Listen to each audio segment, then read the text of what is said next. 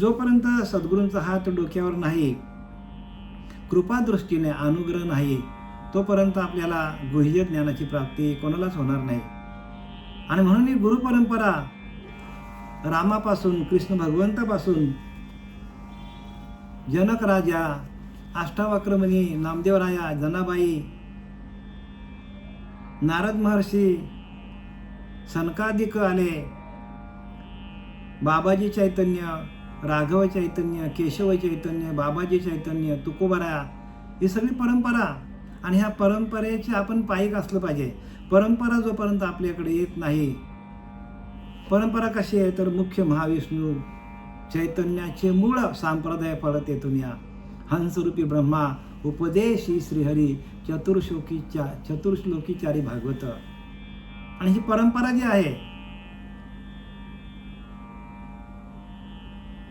त्या महाविष्णूने हंसाचं रूप घेतला.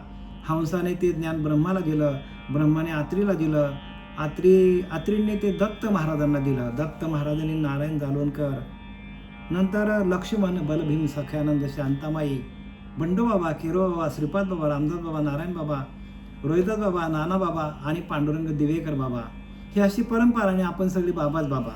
ही परंपरा एकामेकाच्या डोक्यावर हात ठेवून प्रकाशित केलं जातं.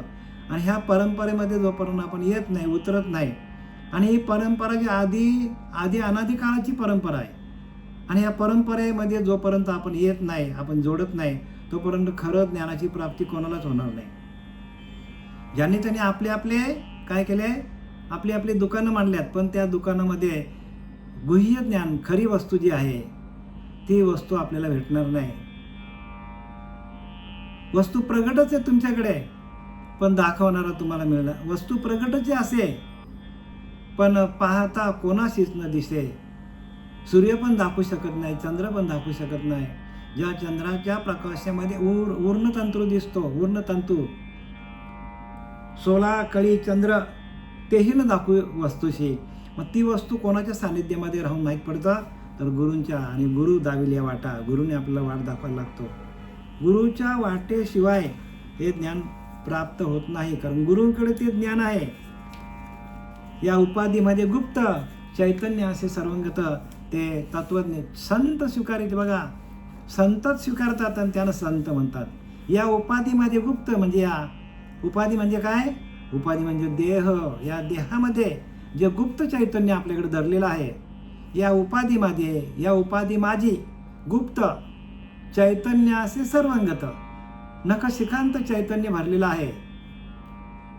ते तत्वज्ञ संत स्वीकारिती, आणि ते तत्वज्ञान संत स्वीकारतात, आणि ते तत्व संत आत्मसात करतात. आणि मग लोकांना ते ज्ञान, तत्वाचं ज्ञान देतात. एक तत्व नाम दुरूढ धरा म्हणी, ज्ञानोबा सांगतात का, एक तत्व नाम, एकच आहे, तत्वरूपाने आहे, पण ते नाम घेतल्याशिवाय प्रगट होणार नाही. गोम आहे ना, आहे की नाही. जोपर्यंत नाम आपल्या हातात येत नाही, हरी आला हाता मग काय भय चिंता. आपल्या हातात ते हरिनाम यायला पाहिजे, आणि ते नाम देण्याची प्रक्रिया आहे ती श्रीगुरूंकडे आहे.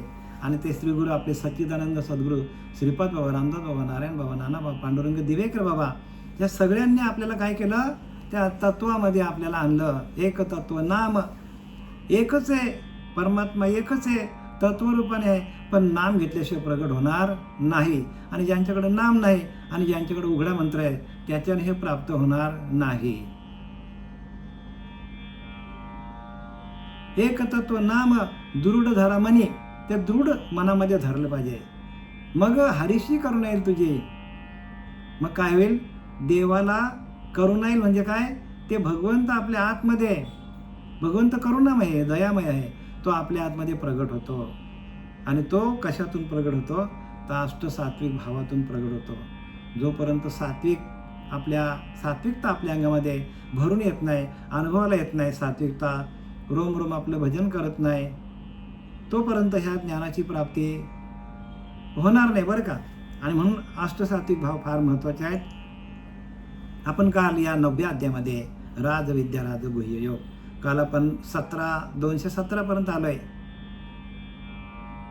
दशक 9वा राजविद्या राजगुह्य योग आणि श्लोक क्रमांक 14 आणि ओवी क्रमांक 217. तयावरी जाईत रे जाईत म्हणून ध्यानाचे निशाण वाजत, दिसे तन्मयाचे झळकत एक छत्र. आता आपल्याला जे ऋषीमुनी असतात, संत असतात, महात्मे असतात, त्या महात्म्यांच्या अंतःकरणाची अवस्था कशी असते हे ज्ञानोबाराने आपल्याला या 217 ओवीपर्यंत सांगितलं. आपल्याला ते कसे ध्यान करतात, योगाभ्यास कसं करतात. आणि योगाभ्यासातून आपल्याला योग नाही बरं का, योगाभ्यास. या लागी अर्जुना तू अभ्यासी मिळे, अर्जुना या लागी अर्जुना तू अभ्यासी मिळे. भक्तियोगामध्ये भगवंत सांगतो अर्जुनाला, म्हणून अभ्यासासी काही सर्वथा दुष्कर नाही, या लागी माझ्या ठाई माझ्या ठाई माझ्या ठाई अभ्यासी मिळे. म्हणजे माझ्या ठिकाणी तुला ध्यानाच्या माध्यमातून एकरूप होता येईल, तद्रूप होता येईल आणि ते ज्ञान तुला मिळेल. माझ्या ठाई अभ्यासी मिळे. अभ्यास म्हणजे काय? अभ्यास म्हणजे ध्यान. अभ्यास म्हणजे वाचणं नाही बरं का, ऐकणं नाही. अभ्यास म्हणजे ध्यान, म्हणजे त्या भगवंताशी तद्रूप होणं, तदाकार होणं. त्याचं नामस्मरण करता करता, त्याचं ध्यान करता करता, त्या ध्यानाच्या माध्यमातून आपण भगवंताशी मद्रूप होतो. आणि ते मद्रूपता साधणं, तदाकारता साधणं म्हणजे अभ्यास. भगवंताशी एकरूप होणं नाम घेता घेता. म्हणून लिहितात की नाही तुकोबऱ्या, नाम घेता उठा उठे, होय संसाराची तुटी, होय संसाराची तुटी, होय संसाराची तुटी. ऐसा लाभ बांधा गाठी, ऐसा लाभ बांधा गाठी, विठ्ठल पाया पडे मिठी, विठ्ठल पाया पडे मिठी, विठ्ठल पाया पडे मिठी. नाम घेता उठा उठी. सहज जरी नाम आपण घेतला, नाम आहे बरं का, ते मंत्र नाही. नाम घेता उठा उठी, विठ्ठल पाया पडे मिठी, म्हणजे भगवंताच्या पायाची मिठी पडते. ऐसा लाभ बांधा गाठी. असा लाभ आहे, तो लाभ आहे आपल्याला. आणि तो लाभ आपल्याला होतो, पण कधी? ऐसा लाभ बांधा गाठी. असा आपल्या पदरामध्ये, जसं आपण पदराला गाठ मारतात, तसं आपल्याला भगवंताच्या नामस्मरणाची गाठ आपल्याला पडली पाहिजे अंतःकरणामध्ये. तयावरी जाईत रे जाईत म्हणून निशान ध्यानाचे वाजत वाजत, दिशे तन्मयाचे झळकत एक छत्र. आता शेवटीला सगळ्या प्रक्रिया सांगितल्या, ज्ञानोबारांनी सगळ्या प्रक्रिया सांगितल्या आपल्याला मागच्या सगळ्या ओव्यांमधून. आणि आता सांगतात की जाईत रे जाईत, जिंकलास रे जिंकलास, म्हणजे त्या भगवंताशी एकरूप झाला, ब्रह्मरंध्रात जाऊन स्थिर झाला, स्थितप्रज्ञ अवस्था झाली. म्हणून काय सांगितलंय? जाईत रे जाईत म्हणून निशान, म्हणून ध्यानाचे निशान वाजवतं, म्हणून ध्यान लागला तुमचा आणि विषय सगळे बाजूला झाले आणि माणूस तद्रूप होतो, त्या भगवंताशी एकरूप होतो. म्हणून ध्यानाचे निशान वाजवतं. ध्यान लागला असं आपल्याला अनुभवायला येतो. संपूर्ण देहाचा विसर पडतो. तुका म्हणे, देह भरीला विठ्ठले, काम क्रोध घरी केले. सगळे जे काय ह्या घराला पोखरणारे जे काय उंदीर होते ते सगळे पळून गेले. ह्या घराला पोखरणारे जे काय उंदीर घुशी होत्या त्या सगळ्या पळून गेल्या. देह भरला विठ्ठले आणि संपूर्ण देह, प्रत्येक रोम रोम विठ्ठल विठ्ठल विठ्ठल विठ्ठल भजन करायला लागला. बोलावा विठ्ठल, पहावा विठ्ठल, करावा विठ्ठल जीव भावे, त्याने सोशे झाले म्हणा हाव भरे. परत माघारी येत नाही, परत संसारामध्ये यायची इच्छा नाही होत. बंधनापासून उकरलेल्या गाठी बघा, सर्व प्रकारचे बंधनं निघून गेले आणि देता आली मिठी सावकाश. आणि भगवंताला मिठी देता येतो आपल्याला. तुका म्हणे, देह भरीला विठ्ठले. तुकाराम महाराज सांगतात की संपूर्ण देह, संपूर्ण नखशिकांत देहामध्ये विठ्ठल विठ्ठल विठ्ठल विठ्ठल, संपूर्ण नामस्मरण विठ्ठलाचं चालू झालं आणि काम क्रोध घरी ते केले. मला सांगा, विषयांना ऐकून विषय जातील का हो? आपण आयुष्यभर जरी ऐकले विषयांच्या बद्दल, विषय आपल्याला सोडून जातील का? अजिबात नाही बरं का. श्रवण भक्तीतून विषय जात नाही. किती पण प्रयत्न करा, किती पण मोठा तोडीचा गुरु आणा तुमचा, विषय जाणार नाही. आणि म्हणून नामस्मरणातून आपली सर्व इंद्रिय शीतल होतात, आपले डोळे शीतल होतात, आपले कान शांत होतात, संपूर्ण इंद्रिय आपली शांत होतात. आणि तेव्हा तुकोबराय सांगतात, तुका म्हणे देह भरला विठ्ठल, म्हणजे त्या भगवंताच्या नामस्मरणातून जर भगवंताचं नामस्मरण अखंड चालू झालं तर विषय आपोआपच बाजूला होतात, ऐकून विषय बाजूला होत नाही. म्हणून ध्यानाचा आपल्याला जैत रे जैत म्हणून निशाण ध्यानाचे लागते. ध्यान लागला की आपला एकरूप झालं भगवंताशी की आपले विषय सगळे बाजूला होतात. तोपर्यंत विषय बाजूला होणार. ऐकून कधीच विषय कित्येक जन्म जरी झाले, किती जन्म जरी घेतले आपण, तरी पण विषय बाजूला होणार नाही. किती जन्म झाले, गणित नाही जी दातारा. आपले किती जन्म झाले असतील आपल्यालाच माहित नाही. किती जन्म झाले, गणित नाही जी दातारा आली नाही. अगणित जन्म आपण घेतलेले आहेत. परत जन्माला येणं, परत मरणं, परत जन्माला येणं, परत मरणं. आणि हा भवरोग आपल्या मागे लागलेला आहे. आणि हा भवरोग हा फल आहे बरं का, आपल्या कर्माचं फल आहे. परत जन्माला येणं, परत मरणं, हा फल आहे ना. या फलच आपल्याला काय करायला पाहिजे, या फलच आपल्याला फेकून देता यायला पाहिजे, कापून फेकून देता यायला पाहिजे. ह्या देहरूपी झाडाला हे जन्माला येणं मरणं हे फल लागलेलं आहे. एकाने प्रश्न केला की मग आपल्याला आपण कितीही भक्ती केली तर आपल्याला हा जो जन्ममरणाचा फेरा आहे तो भोगावाच लागतो का? तर उत्तर त्याचं असं आहे की जोपर्यंत भगवंताचं नाम आतमध्ये तुमच्या येत नाही, भगवंताचं भजन होत नाही, तोपर्यंत जन्ममरणाचा फेरा चुकवताच येणार नाही, कोणालाच चुकवता येणार नाही. म्हणून नामरूपी जडले ज्याचे चित्त त्याचा दास मी अंकित. भगवंत म्हणतो ज्याचं चित्त नामरूपामध्ये जडलं आहे त्याची सेवा मी करतो, त्याचा दास मी अंकित. भगवंत म्हणतो त्याची दास्य भक्ती मी करेन, पण तुम्ही नाम घ्या. म्हणून नामापरते तत्व नाही रे अन्यथा, वाया अनेक पंथा जाशील धनी. कुठल्याही पंथामध्ये जाशील आणि तिथं नाम नसेल तर फुकट जाशील सांगितलं आहे. नामापरते तत्व, नाम हे तत्वरूपाने आपल्याकडे, आणि त्या तत्वाचं भजन कोणी सांगत नाही. नुसतं या बसा जा घरी. अशी भक्ती असती मग काय एवढी सोपी असती ना, तर मग सगळेच तरले असते. तयावरी जाईत रे जाईत म्हणून निशान ध्यानाचे वाजत, दिशे तन्मयाचे झळकत एक छत्र. आणि हे सगळं प्रक्रिया झाल्यानंतर ध्यान लागला आणि झळकत एक छत्र, दिशे तन्मयाचे. तद्रूप होतो माणूस. माणूस काय होतो, ध्यान करणारा साधक तद्रूप होतो. आणि मग ध्यान त्याचा लागतो आणि भगवंताच्या वजनामध्ये स्वतःच्या देहाचा पूर्ण विसर पडतो. पाठी समाधी श्रेयसा असे खा, 218 उभी क्रमांक बरं का. पाठी समाधी श्रेयचा असे खा, आत्मानुभव राज्य सुखा. ओवी क्रमांक 217, श्लोक क्रमांक 14 आणि अध्याय 9. पाठी समाधी श्रेयचा असे खा, आत्मानुभव राज्य सुखा. पट्टाभिषेकू देखा समरसे झाला. आणि मग हे ध्यान लागल्यानंतर काय होतं की मागाहून समाधीरूप लक्ष्मीचा अखंड आत्मानुभवरूपी म्हणजे समाधी लागते.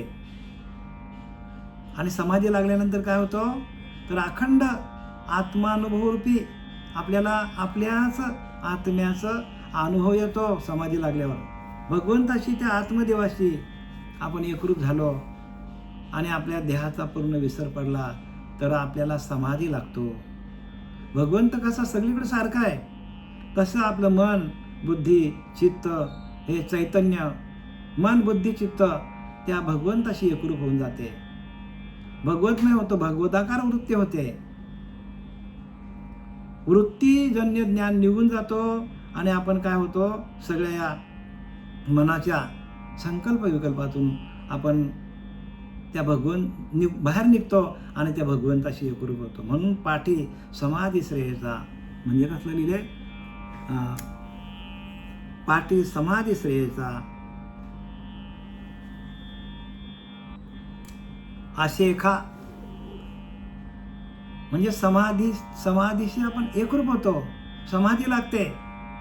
आत्मानुभव राज्य सुखा आपल्याला स्वतःचा अनुभव येतो आणि त्या राज्यावर आपण काय करतो, बसतो. म्हणजे कसावर, राज्य सुखाच्या राज्यावर आपण साम्राज्य करतो. सुख आपल्याकडे येतो.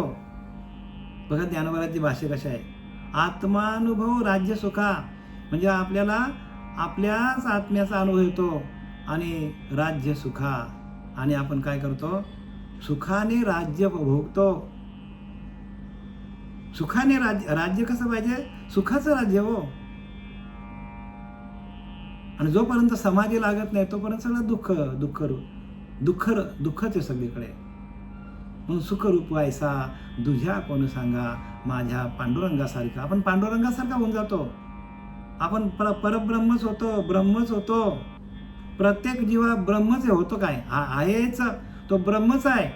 पण ह्या सगळ्या प्रक्रिया जोपर्यंत करत नाही आपण, आता आपल्याला सांगितल्या मागच्या या ओव्यांमध्ये, त्या सगळ्या प्रक्रिया केल्यानंतर आपली इंद्रिय शांत होतात, शीतल होतात, आत्मस्वरूपाकडे येतात, एकाग्रचित्त होतं मन, विषय सगळे बाजूला होतात, शांती नांदायला येते, आत्मानुभव येतो. सगळ्या गोष्टीत बरं का वैराग्य येतो.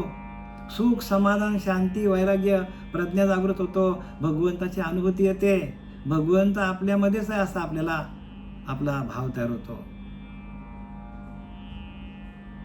बघा अजून किती संपत्ती पाहिजे सांगा तुम्हाला. हीच संपत्ती हो.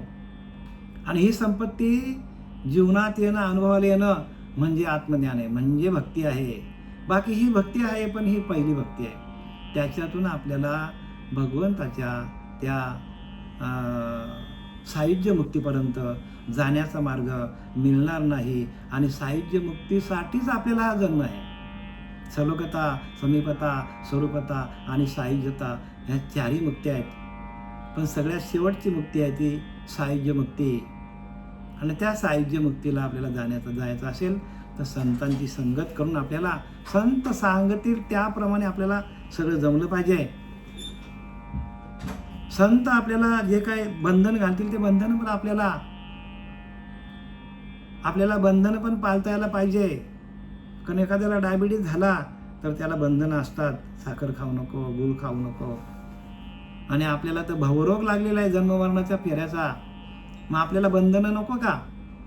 गळ्यात माळ घाला, ध्यान करा, मांसाहार वर्ज्य करा, ध्यान करा, कमीत कमी जेवा, अखंड चिंतन विठोबाचं करा, एकांतामध्ये जा. एकांताचे सुख आहे. जो एकांत साथी तत्पर अधिकारी पाठांतर शोधी अर्थांतर ग्रंथ गर्भीचे. बघा ग्रंथामध्ये गर्भित अर्थ ते शोधण्यासाठी हा नरदेह मिळालेला आहे. वरचं कोणी पण सांगेल हो, कोणी पण सांगेल वरचा अर्थ. पण त्या वरपांगा परमार्थाला 0 किंमत आहे. 0 बरं का. जोपर्यंत नाम प्रगट होत नाही, अनुग्रहाची प्राप्ती नाही, ध्यानातून आलेले अनुभव तेच खरे आहेत. त्या आत्मतत्वाशी, आत्मदेवाशी जोपर्यंत एकरूप होत नाही तोपर्यंत माणसाला खरे अनुभव येत नाही. जे दिसतं ते खरं वाटतं.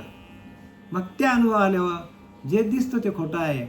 माया दिसे परी नासे, ब्रह्म न दिसे परी न नासे. बघा ब्रह्माची अनुभूती आली की आपण नाशिवंत वस्तूकडे आपण जात नाही. नाशिवंत देह जाणार सकळ, नाही का. देह नाशिवंत आहे आणि आपण देहाचा अभ्यास करायला लागलोय. काय करायला लागलो, धष्टपुष्ट खाऊन पिऊन मस्तपैकी हा व्यायाम कर, तो व्यायाम कर, हा योगा कर.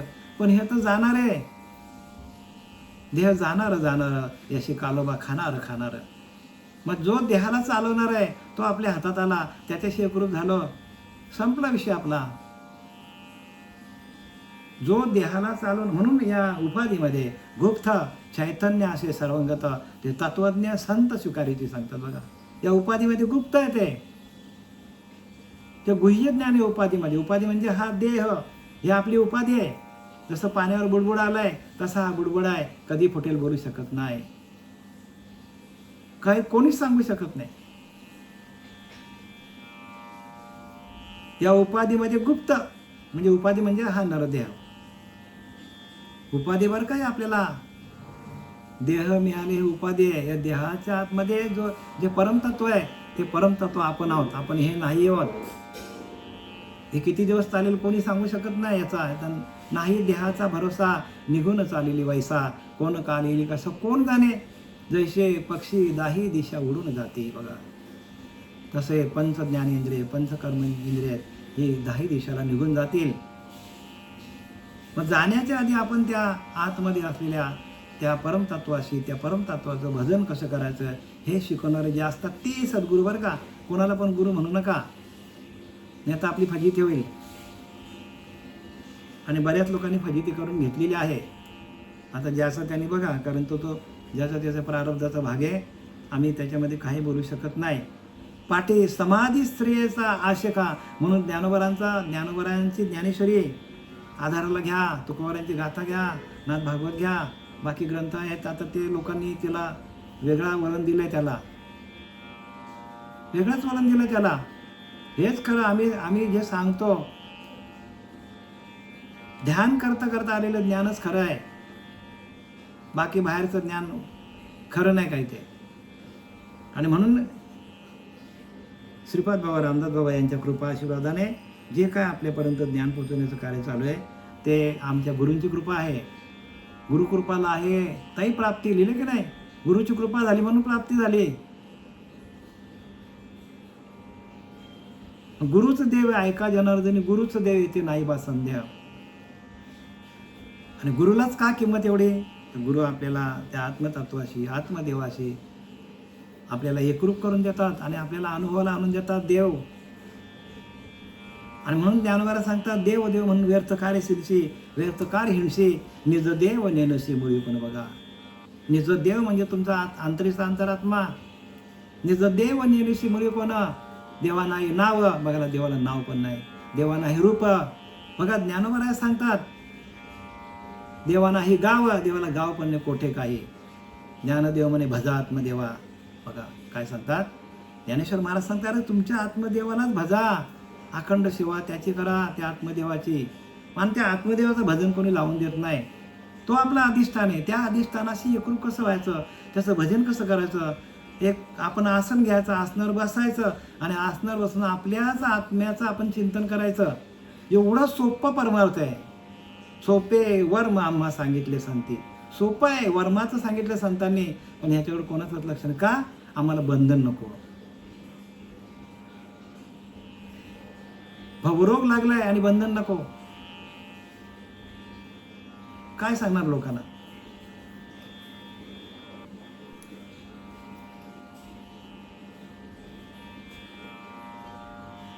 परे पाठी समाधी श्रेयचा आशेखा. बघा समाधी लागतो माणसाला, आत्मानुभव राज्य आणि सुखाच्या राज्यावर बसतो आणि त्याला आत्मानुभव येतात. आत्मानुभवे चुकलेल्या वाटा, नाही का, त्याच्या माथा जठा असो किंवा नसो, मनाचा निर्मळ वाचेचा रसाल त्याचे गाळा मला असो किंवा नसो, किंवा अशा अनेक तुकोबारांचे अभंग आहेत. पट्टाभिषेकू देख समरस्य झाला. आणि काय करतो, हरिनामाचा अभिषेक समरस्य झाला.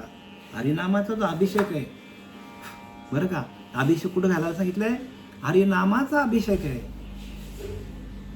आपण राज्यावर एखाद्या माणसाचा राज्याभिषेक करायचा झाला की तो अभिषेक घालतो पिंडीवर.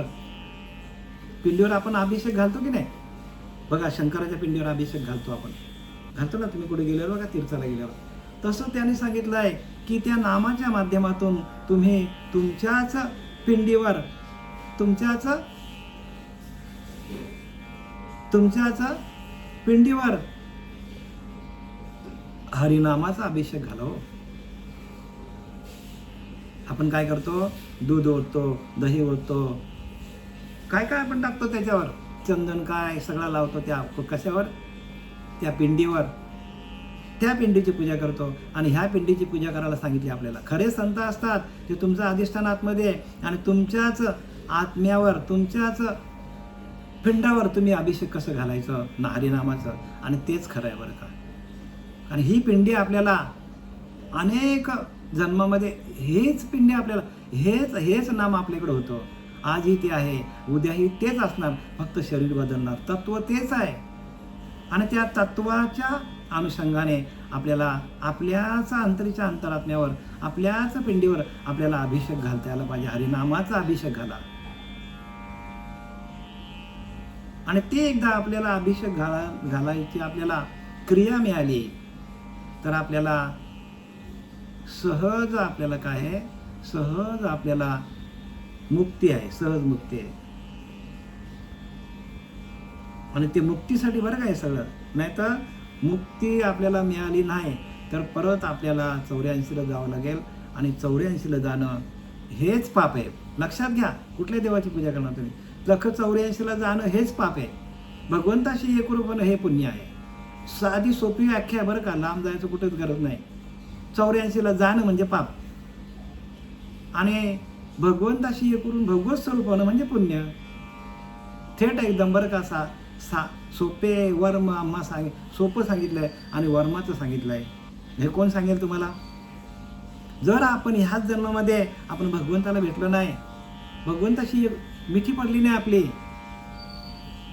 तर 100% आपल्याला अधोगतीला जावं लागेल. मग आपल्याला कुठल्या देवाची पूजा करावं लागेल. कोणत्या देवांची पूजा करणार तुम्ही. आपला आत्मा हाच देव आहे. त्या आत्म्याचीच पूजा करा. आत्मा आज आहे, याच्या आधी होता, याच्यानंतर तोच आत्मा आहे. आत्मा बदलत नाही, तो येत नाही, जात नाही. पण हा नरदेह देह बदलतो.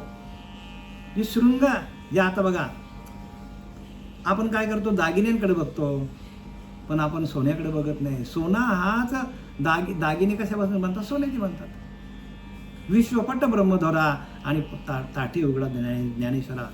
विश्वपट संपूर्ण विश्वामध्ये भरलेलं आहे ते तत्व. तो परब्रह्म संपूर्ण विश्वामध्ये आहे. जसं कापड आहे, ते कापड म्हणजे पट येतं, पण त्याच्यामध्ये बारीक बारीक तंतू आहेत. हे तंतू म्हणजे कापड आहे.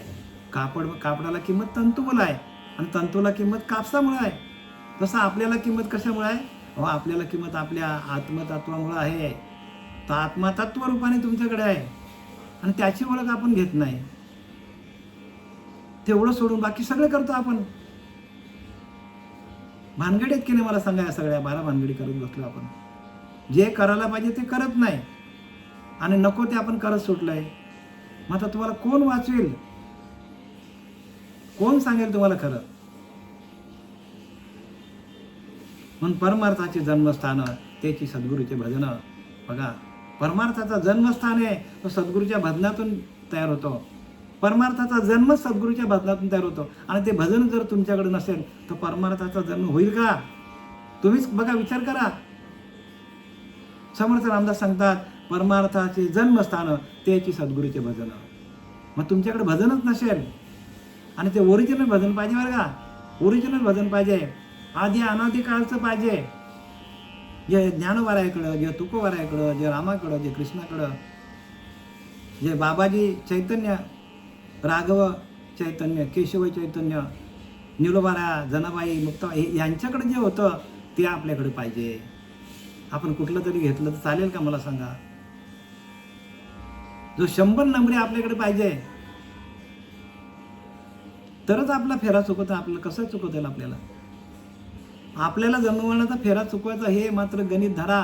आणि हे गणित जर तुमचं चुकलं तर मग आपण गेलो 84ला. आणि 84ला गेल्या मग तिथे ब्या आणि हांब्याशिवाय वाद नाही. गोठ्यात जा, ब्या करा आणि हांब्या करा. दुसरं तुम्हाला काय भेटणार नाही यातनं. म्हणून या उपाधीमध्ये गुप्त चैतन्य असं सर्वंगत. त्यांनाच संत म्हणा की या उपाधीमध्ये, देहरूपी उपाधीमध्ये जे चैतन्य आहे, त्या चैतन्याला कसं प्रकट करायचं, रोम रोम भजन कसं करेल, ते चैतन्य आपल्या रोमारोमामध्ये कसं येईल, त्या चैतन्य तो आपला नाद ब्रह्म कसा चालवेल, त्या चैतन्य तो आपण स्वतः आत्मस्वरूप आत्मप्रकाशित कसं होऊ, याच्याकडे लक्ष घाला. याच्या व्यतिरिक्त आपण जर लक्ष घातला तर मग आपण त्याला जबाबदार आहोत. हे ज्ञानोबा सांगतात बरं का, आम्ही नाही सांगत. हे ज्ञानेश्वरी सांगते.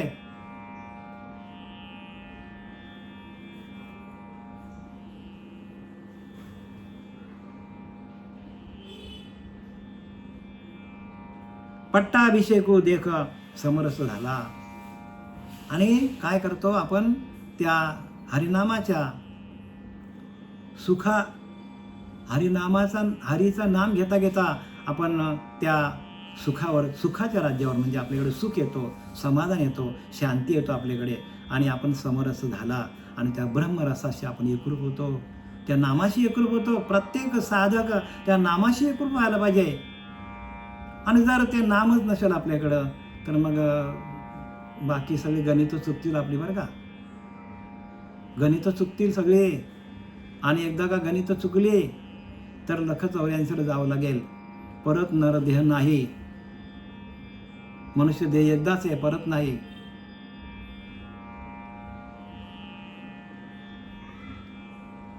ऐसे हे गहन अर्जुना माझे भजन. काय सांगितले बघा, ऐसे हे गहन. अरे अर्जुना, हे सगळ्यात मौल्यवान माझे भजन आहे, भजन. अर्जुनाला सांगतो भगवंत, अरे अर्जुना, ऐसे हे गहन अर्जुना माझे भजन. भजन आहे, भजन. अर्जुना हे माझं भजन आहे. आणि ते गहन म्हणजे अत्यंत खोल, अत्यंत डीप, अत्यंत मौल्यवान असं माझं भजन आहे. ऐसे हे गहन. आणि जेवढं डीप असतो तेवढं कठीण असतो, लक्षात घ्या. तुम्ही जेवढे डीप जाल, जेवढे ध्यानाच्या माध्यमातून तुम्ही एकाग्रचित्त व्हाल, तेवढं तुम्ही ते गहन आहे. आणि तेवढी तुमची किंमत वाढत जाईल. जेवढं तुम्ही जवळ करी माझी भक्ती, नाही का, तव तव अविद्या निवृत्ती. म्हणजे अविद्या म्हणजे अज्ञान तुमचा निघून जाईल. जशी माझी भक्ती करणार तसं अविद्या, अज्ञान निघून जाईल, अंधकार निघून जाईल. ज्ञान स्वरूप अवस्था होईल तुमची. प्रत्येक जीवाची अवस्था ज्ञान स्वरूप होईल. म्हणून लिहिले, ऐसे हे गहन अर्जुन माझे भजन, आता ऐके सांगेन जे करीती एक. आता मी तुला अजून सांगतो, बरं का. आता मी तुला सांगेन त्याविषयी दुसरे भजन करणारे कोण आहेत ते आता आहेत. आता हा एक भजनाचा भाग झाला. आता पुढची लोक कसे भजन करतात ते बघ. आता हे तुम्हाला योगाभ्यासाने सांगितलं. योगाभ्यासाचं भजन म्हणजे ध्यानाला बसून भजन. आणि ही अवस्था झाल्यानंतर पुढची अवस्था काय होतो, ते भजन कसं असतं ते तुला मी अर्जुन सांगतो. आता पुढची ओवी क्रमांक आहे 220. बघा ज्ञानोबराय काय सांगतात, आपण ऐकूया. कारण ज्ञानोबराय काय आहे तर ज्ञानेश्वरी हीच ज्ञानाची ईश्वर आहे. आणि त्या ईश्वरी ज्ञान कसं आपल्या अंतःकरणामध्ये प्रगट होईल ह्याच्यासाठी ज्ञानोबरायांचे अथक प्रयत्न आहेत. आणि त्यासाठी प्रत्येकाला श्रीगुरु करावं लागेल. गुरु केल्याशिवाय हे ज्ञान प्राप्त होत नाही. तरी दोन्ही पालव वेरी, जैसा एक तंतु आंबरे, तैसा मी वाचुनी चराचरी जाणती ना. आता अशी अवस्था झाली. एकदा का ती आत्मस्थिती आतमध्ये बाळगली, आत्मस्थिती आतमध्ये आपल्याला अनुभवाला आली, तर पुढे त्या साधूची अवस्था कशी होते, त्या साधूंची अंतःकरण कसं होतं ह्याच्याविषयी ज्ञानोबराय आता या 220 ओळीमध्ये सांगत आहेत.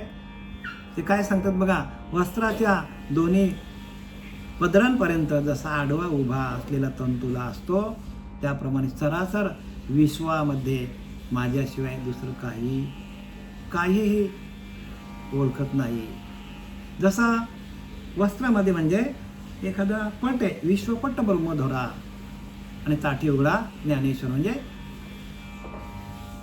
ज्ञानोबराय ताठी लावून बसले आणि मुक्ताबाईंनी त्याला सांगितलं, बघ रे, बघ ज्ञाना, विश्वपट ब्रह्मधोरा म्हणजे विश्वामध्ये संपूर्ण भरलेला आहे. ब्रह्म एकच दोरा आहे आणि तो विश्वामध्ये भरून आलेला. विश्वपट ब्रह्मदोरा, विश्वामध्ये एकच ब्रह्म आहे. संपूर्ण विश्वामध्ये एकच आत्मा आहे, एकच ब्रह्म आहे. आणि तो कसा आहे, जसा एखादा पट म्हणजे एखादा पांघरून धरा, कपडा धरा. त्या कपड्यामध्ये उभे आडवे धागे असतात बघा. इथून तर तिथपर्यंत, तिथून इथपर्यंत असा धाग्यांनी विणलेला असतो तो. पण तो कपडा दिसतो आपल्याला, पण कपड्यामध्ये तंतू आहेत ते दिसतात का आपल्याला? नाही दिसत. त्या तंतूमध्ये कापूस आहे तो दिसतो का? नाही. आपल्याला कपडाच दिसतो. तसा आपल्याला देहच दिसतो. काय उंदीर दिसतो, काय मांजर दिसतो, हत्ती दिसतो, गाढव दिसतो, माणूस दिसतो. पण ह्या सगळ्यांना चालवणारा एकच परमात्मा आतमध्ये आहे. आणि त्या परमात्म्याचं भजन जर ह्या जन्मामध्ये आपण केलं नाही तर पुढच्या जन्मामध्ये आपल्याला संधी नाही बरं का. पुढच्या जन्मामध्ये कोणालाच भजन करायचा अधिकार नाही. आहार, निद्रा, भय आणि मैथुन एवढे 4च गोष्टी आहेत. भजन करण्याचा अधिकार नाही. आहार खायचा, निद्रा झोपायचा, भय घाबरायचा, हा माझ्यापेक्षा मोठा प्राणी मला खाईल, घाबरत जगायचं आणि मैथुन करायचं. पण ह्या नरदेहाला येऊन आपल्याला काय करायचं? भजनाचे आपल्याला संधी दिलेली आहे. ब्रह्मदेवाने सगळ्या योनी तयार केल्या, पण ब्रह्मदेवाला समाधान वाटलं नाही. पण जेव्हा मनुष्य योनी केली तेव्हा त्याला समाधान वाटलं. अरे बापरे, माझं कोणीतरी नाम घेणारा कोणीतरी एक तयार झाली योनी. आणि त्याला बघ आनंद झाला हो. तसं देवाला काय आवडतं? आवडी देवाशी तो एका प्रकार नामाचा उच्चार रात्रंदिवस नामाचा उच्चार करा, तेच देवाला आवडतं. तरच तुम्ही देवापर्यंत जाणार. तुमची परीक्षा आहे. येणार देहाला येऊन तुम्हाला परीक्षा आहे. इतर योनीच्या ठाई विचारच नाही. इतर योनीमध्ये भोग आहेत सगळे. आणि या योनीमध्ये आपल्याला काय करायचं? भगवंताचं भजन करता करता आनंद स्वरूप अवस्था करून घ्यायची. सुख, समाधान, शांती त्या भगवंताच्या भजनामध्ये आहे. बाहेर कुठं दुकान नाही बरं का. बाहेर सुखाचं दुकान नाही, शांतीचं दुकान नाही, कुठलीच दुकानं नाही बाहेर.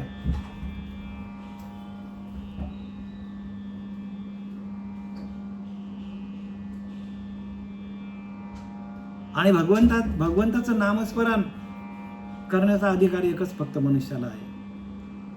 आणि ते नामस्मरण करता करता आपल्याला आनंद प्रत्येकाचा देह हा सच्चिदानंद स्वरूप आहे. पण प्रत्येक बघा आपल्या श्रीपाद बाबांना सच्चिदानंद पदवी दिली, रामदास बाबांना सच्चिदानंद पदवी दिली, पांडुरंग बाबांना सच्चिदानंद म्हणजे काय? मूळ स्वरूपाला गेले ते. पाहता आपले मूळ स्थान सहजच एवढे अज्ञान या नवबोली जे ब्रह्मज्ञान मोक्षदायक समर्थ सांगतात. सोप्या बरं का, सोप्या भाषेत सांगितलंय. मूळ स्थानाला जा. आपला तत्व हाच आपला गुरु आहे. आपल्या आतमध्ये जे नामस्मरण चालू आहे, नामाची जी आपल्याकडे नामाची जे आपल्याला साधना चालू आहे, तुम्हाला सांगितलं नाम नाद ब्रह्म आहे, त्याच्यानंतर प्रकाशमय आहे, चैतन्यमय आहे. आणि त्या आपल्याला तिथपर्यंत जाणं, त्या ओंकार स्वरूपापर्यंत जाणं. पाहता आपले मूळ स्थान सहजच एवढे अज्ञान त्या ओंकार स्वरूपापर्यंत जाणं म्हणजे भक्ती आहे. आणि आपला अज्ञान तिथून निघून जातो. या नाव बोली जे ब्रह्मज्ञान आहे, तिथून माणसाला ब्रह्मज्ञानाची प्राप्ती होते. तिथूनच बरं का, बाकी उपाय काय नाही. आणि ते आपल्या हातात नाही. हरी आला हाता मग काय भय चिंता, तुका म्हणे हरी काही उरून दे रे उरी. बघा, आणि झाला सफल व्यापार. ह्या नरदेहाला येऊन तुकाराम महाराज सांगतात, मी माझ्या जीवनाचा व्यापार जो होता, हरिनामाचा व्यापार होता, तुम्ही काय केला? साध्य केला हो. तुम्हालाही तेच करायचं. मग नाम घेता उठा उठी होय संसाराची तुटी. संसार म्हणजे जन्माला येणं आणि मरण याला संसार हा नाही बरं का, भांड्या कुंड्यांचा नाही आहे. नाही तर तुम्हाला वाटलं भांड्या नाही, जन्माला येणं आणि मरण हा संसार आहे. नाम घेता उठा उठी होय संसाराची तुटी. नामच लागेल, दुसरं काय नाही. नामा परते तत्व नाही अन्यथा वाया अनेक पंथ जाशील धनी. तरी दोन्ही पालव वेरे जैसा एक तंतू अंबरी. बघा, दोन्ही साईडला, दोन टोकांना, कपड्याच्या दोन्ही टोकांना उभे आडवे धागे आहेत की नाही. तसा मी वाचून चराचरी जाणती ना. तसा मी संपूर्ण चराचरामध्ये भरलेला आहे. भगवंत सांगतो मी चराचरामध्ये भरलेला आहे आणि माझी ओळख कोणी घेत नाही. ते मंदिरातच बघतात, मला तीर्थातच बघतात, त्या मूर्त्यांमध्येच बघतात, आणि मी चराचरामध्ये विश्वामध्ये भरलेले आहे. अर्जुना मी नसे ऐसे कवन ठाऊ असे, अर्जुना मी नसे ऐसे कवन ठाऊ असे, परी प्राण्याचे दैव कैसे माते न देखते. बघा अर्जुना, मी नाही अशी जागाच नाही हो, पण मला ते बघत नाही. मी सगळीकडे भरलेला, ओतप्रोत भरलेला मी आहे, पण मला कोणी बघत नाही. आणि ती बघण्याची दृष्टी जी आहे, दिव्य दृष्टी, ती दिव्य दृष्टी देणारे श्रीगुरु आपल्या जीवनामध्ये येत नाही. दिव्यत्वाची जेथे प्रचिती तेथे कर्म माझेच होते. बघा दिव्यत्वाची प्रचिती यायला पाहिजे. दिव्य देह आहे, नरदेह आपल्याला दिव्य मिळालेला आहे, आणि नरदेहाला येऊनच आपल्याला ज्ञानाचा दीप आपल्याला उजळता येतो. दुसऱ्या देहामध्ये नाही बरं का. आणि इतर देहाला गेलो आपण तर मग बोलण्याचा विषयच नाही. आणि आधी ब्रह्म करुणे शेवटी मशक धरुणे माझी समस्ते जाणणे स्वरूप माझे. बघा आता इथे स्पष्ट सांगितलं आहे, सर्वांमध्ये श्रेष्ठ असलेला ब्रह्मदेवापासून अतिशय शूद्र असलेल्या चिलटापर्यंत आणि सर्व भूतांमध्ये माझे स्वरूप आहे असे ते समजतात. आणि ते म्हणजे कोण? ज्यांना आत्मसाक्षात्कार झाले, ते ज्यांना मागच्या ओव्याप्रमाणे, ज्यांनी माझं भजन केलं मागच्या ओव्यांप्रमाणे, बाहेरी यम नियमांची काठी लाविली, आतू वज्रासनाची पाळी 50ली, वरी प्राणायामाची सांडली वाहती यंत्रे, असं ज्याने भजन केलं आहे त्याला पुढं त्याची ज्ञानदृष्टी पुढे व्यापक होते. आधी ब्रह्म करुणे म्हणजे आधी अनादी काळापासून ब्रह्म आहे, शेवटी मशक धरुणे आणि शेवटीला चिलटापर्यंत म्हणजे ब्रह्मदेवापासून चिलटापर्यंत माझी समस्ते जाणणे स्वरूप माझे, संपूर्ण माझं स्वरूप आहे. ब्रह्मदेवापासून चिलटापर्यंत, इंद्रापासून उंदरापर्यंत माझं स्वरूप आहे. मीच सगळीकडे भरलेला आहे. अशी दिव्य दृष्टी होते. आणि ती दिव्य दृष्टी आपल्याला प्राप्त करण्यासाठी भजन करा, भजन करा, भजनानंदामध्ये जा. त्याशिवाय दुसरा मार्ग काही नाही. आपल्या मनाकडे विचारायचा संकल्प विकल्प ते बाद करण्यासाठी आपल्याला भजन करावं लागेल, एकाग्रचित्त व्हावं लागेल.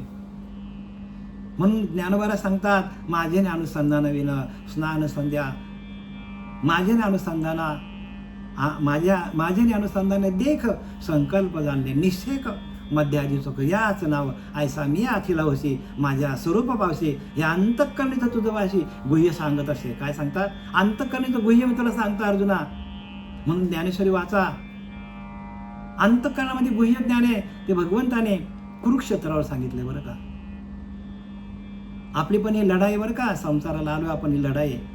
हा देह एक काय आहे? देह एक कुरुक्षेत्र आहे. आणि या कुरुक्षेत्रावर आपल्याला नाचवणारे ते विषय आहेत. तो अहंकार आहे, तो अज्ञान आहे आपल्याला नाचवणारा. मग त्या अज्ञानाला आपण बाहेर कसं काढायचं, त्या विषयांना आपण बाजूला कसं काढायचं, त्या अहंकाराला कसं घालवायचं, याच्यासाठी आता आपल्याला जे काही सांगितल्या, जे काही ज्ञान सांगितलं मागच्या ओव्यांमधून, कसं त्या ध्यानाला बसून आपण त्या परब्रह्म तत्वाशी एकरूप व्हायचं. ध्यान करा, ध्यानाशिवाय दुसरा मार्ग काही नाही. आधी ब्रह्मा करुणे शेवटी मशक धरुणे माझी समस्ते जाणणे स्वरूप माझे. सगळीकडे मीच भरलेलं आहे. समस्त वासुदेव तत्व सगळीकडे मीच भरलेला आहे. सगळीकडे मीच भरलेला आहे. असा भाव तयार करा सांगितले. भाव बरं का. म्हणून भावाविन देव न कळे निसंदेह, गुरुविना अनुभव कसा कळे. भाव पाहिजे आपल्याकडे. तो भाव हाच देव आहे. तुमच्या अंतकरणीचा भाव हाच तुमचा देव आहे. जर तुमचा अंतकरणीचा भाव विषयांचा असेल तर लख 84ला, तुमचा भाव जर अहम ब्रह्मास्मीचा असेल, मीच परब्रह्म आहे, तर तुम्ही भगवंताशी याच देही भगवंताशी एकरूप होता, भगवंताचं भजन करता. आणि त्या भजनानंदमध्ये जाण्यासाठी ह्या सगळ्या ज्ञानोबारांनी आपल्याला प्रक्रिया दिलेल्या आहेत. कसं कसं जायचं, काय काय करायचं.